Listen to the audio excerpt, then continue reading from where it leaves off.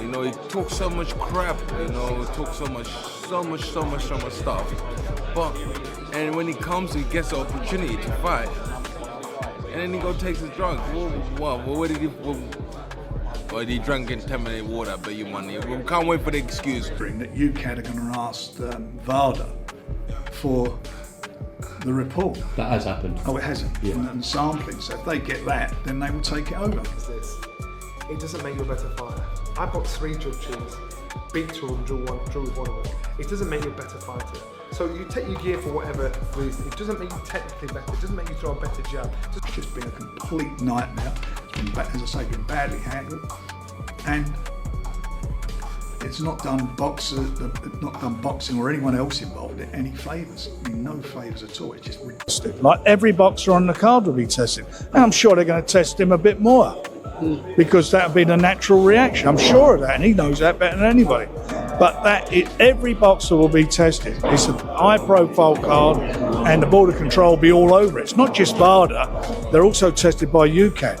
Any fighter that has knowingly cheated in a sport of boxing should never be allowed to fight again. And I do not believe that he's one. Hit Adrian, not to Mike Tony.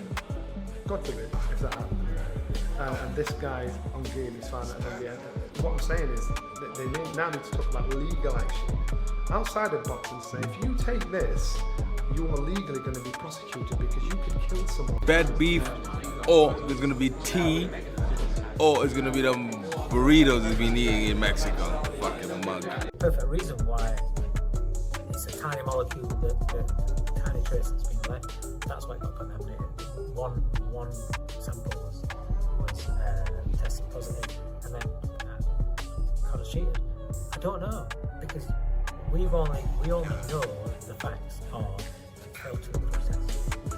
That's the point where Fabio is stumbling around. He's not even aware of his surroundings. It doesn't look like the doctors are checking on him round after round. And, you know, I said Daniel had big stones to get off the canvas. Fabio Wardley's got a chin of iron because he ate some absolute nukes. Shots that put Anthony Joshua on the floor from Daniel Dubois and probably would have put a lesser man in the hospital that night. I mean, I'm sure Fabio's in the hospital now, but stretcher. Already neglected all of his little bit of boxing skill, what he's learned over the white collar and through the fights that he's been involved in. I mean, he's had a fantastic career, and I don't think this is the end of Fabio Wardley at all, but he showed that he's a bit naive and a bit green. Like I said, his attacks were very crude. I don't know what Ben Davison should have been telling him. Stop throwing that overhand right from out of range. It's like he's looking for the knockout punch. He's not even got his feet in range.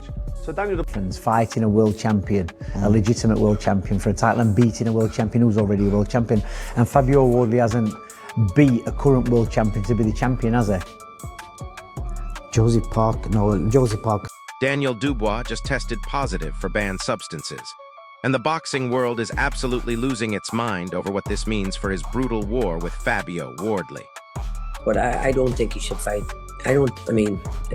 I genuinely don't think he should take that rematch. I think that's too dangerous. I genuinely think he took way too much punishment, and that was so severe. If I were him, I'd never. The drug test results came back after the fight. That's not a rumor.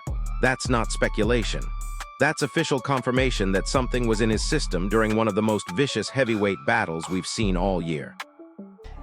It was quite obvious that right hand was the shot he was working on, whether that was a game plan or a tactic, or they felt there was an opening with Daniel with whatever he was doing.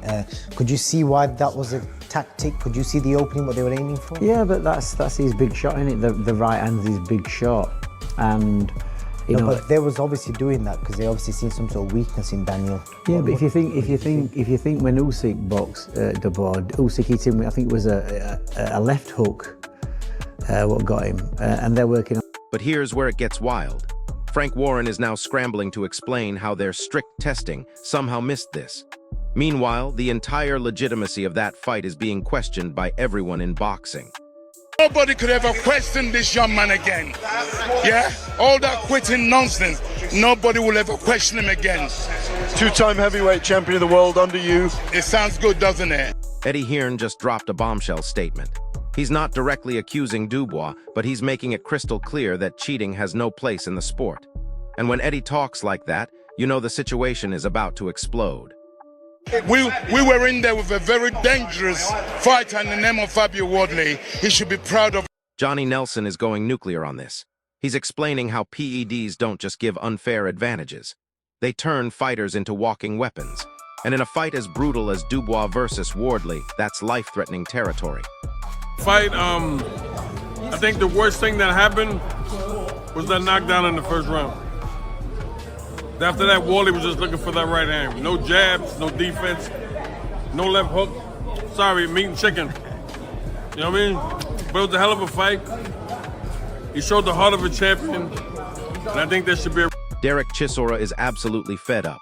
He's calling out the constant excuses that follow every major controversy in boxing.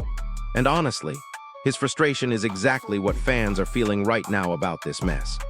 No jab, nothing, looking for power shots. It's like he didn't train. He was too busy commentating. Little bastard. He was supposed to fucking train in the gym. Dude, how many jabs did Fabio chuck? Less jabs, he didn't chuck no jabs. He didn't do anything. Dave Coldwell is urging everyone to pump the brakes. He's talking about trace elements and incomplete investigations. But here's the problem: a failed test is still a failed test, no matter how you spin it. See, I thought Daniel recovered well. He's learned. He's learned from his knockdowns before. He's learned a lot. You know what I mean? So, yeah, he's done well, better. The real story is how dangerous this fight actually became. Wade Plemons is describing scenes where Wardley was completely disoriented, taking clean power shots without proper awareness. That's not normal heavyweight action. That's survival mode. You know what, it's one of the best fights I've ever seen. One of the best fights. Fair play to Fabio Wardley. What a hard man he is. He didn't want to quit. His corner didn't pull him out. And Daniel Dubois kept his composure. He kept his composure, stuck to the plan. He started to get a bit tired himself. He realised that Wardley's still got something in the tank. He kept pulling it out of the bag. He looked dead on his feet. But Carl Frock is breaking down the technical disasters he witnessed. Wardley abandoned every boxing fundamental and relied purely on power. Against someone potentially enhanced, that's a recipe for serious damage. Demons when he got dropped. I think he started to think, oh, demons when he started to think his things weren't working. But you know what was giving Daniel confidence? He kept landing a jab. Every time Wardley threw a right hand, Dubois would stick a jab and it would touch his target. That there was giving Dubois hope that, okay, then I can stand in front of my target and I can land with a jab. And he knew he was softening up Wardley with a jab as the rounds went on. Multiple experts are now questioning Wardley's entire future. The accumulated punishment from this fight might have already ended his championship dreams. And that's the harsh reality of heavyweight boxing gone wrong. Never seen a heavyweight fight that captivating, that entertaining, round after round, backwards and forwards. The heart on these guys, the balls, the bravery. That's what you want to pay. That's what you want to. We hope every time we tune in for a heavyweight championship, you're getting that type of energy. They both gave everything they had. I could watch that. Barry McGuigan is sounding the alarm about any potential rematch. In his opinion, the damage Wardley sustained was beyond normal limits. Stepping back in there could be extremely dangerous, especially given what we now know. What he is, and came through that test, you know, coming off the back of a loss. I was a bit nervy to start off with and a bit all over the place, but I pulled it together and got the victory. So here's where we stand. The fight's legitimacy is in question. One fighter's career might be over and the other is facing serious allegations. This isn't just about one positive test. It's about safety, fairness, and who's really protecting these fighters. What's your take?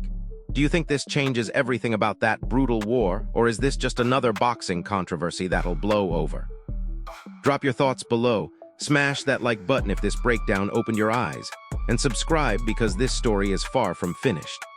It wasn't the most skilled heavyweight fight I've ever seen, but it was just what the fans wanted to see. The fans wanted that. I mean, that was blood and guts, but God and Daniel Dubois. Because while we're all debating the fallout, there's something even more disturbing brewing behind the scenes. Sources close to the British Boxing Board of Control are revealing they've been investigating unusual patterns in recent heavyweight fights for months. This isn't an isolated incident, people. We're potentially looking at a systematic problem that goes way deeper than just one fighter or one promotion. The timing of these revelations is absolutely suspicious, and insiders are whispering about more shoes dropping soon. Tony Bellew just went off on social media, and he's not holding back. He's questioning how many other wars we've celebrated might have been tainted from the start.